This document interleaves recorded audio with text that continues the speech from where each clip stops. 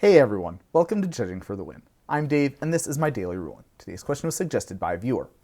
Amy has a Wight that's equipped with Mortarpod.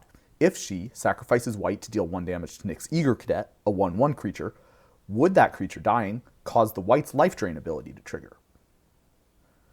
Alright, so to answer this question, let's go through exactly what happens step by step. In order to activate the deal 1 damage ability from Mortarpod, Amy first needs to pay its costs, in this case, sacrificing Wight.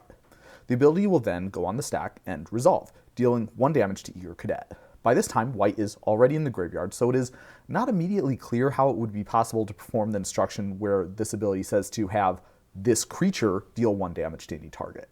Fortunately, this rule in the comprehensive rules says that the Wight source can still perform that action even though it no longer exists.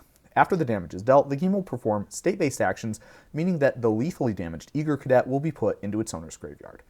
At the time this happens, there's no creature with a triggered ability matching this event in play, which answers our original question. Amy does not get to make a zombie token or exile Eager Cadet.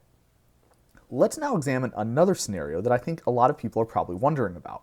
We'll take the Mortarpod out of the equation and say that Amy attacks with Wight, Nick blocks with a Grizzly Bears, and these two creatures trade in combat. Does Wight's life drain ability trigger in this case? Again, we'll answer this question by going through exactly what happens step by step. All combat damage is dealt at once, so that means state-based actions will put both Wight and Grizzly Bears into their respective owners' graveyards at the same time. At this point, the game needs to decide whether Wight's ability has triggered. Now, for most triggered abilities, this determination is made based on the game state that exists immediately after the event happened. However, triggered abilities that trigger when something leaves the battlefield have special handling. The game looks back in time to immediately before the trigger event happened to decide what abilities existed and what the objects involved looked like. For an explanation of why these abilities require this special handling and more examples of this concept, I have a whole video on triggered abilities that look back in time, which I'll link in the description. Applying this information to the situation that we're considering, we can say that because the Wight was on the battlefield immediately before the Grizzly Bears died, its life drain ability does trigger.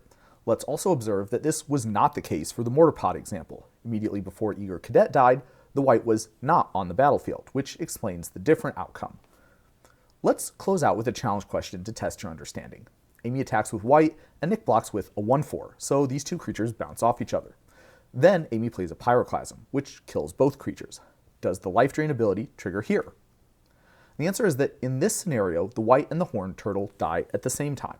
This means immediately before the trigger event of Horned Turtle dying, the Wight was in play. Therefore, its ability will trigger, just like in the Grizzly Bears example. That's all I have for you today. How did you do? Join me again next time for another daily ruling. Until then, I hope you have a great day.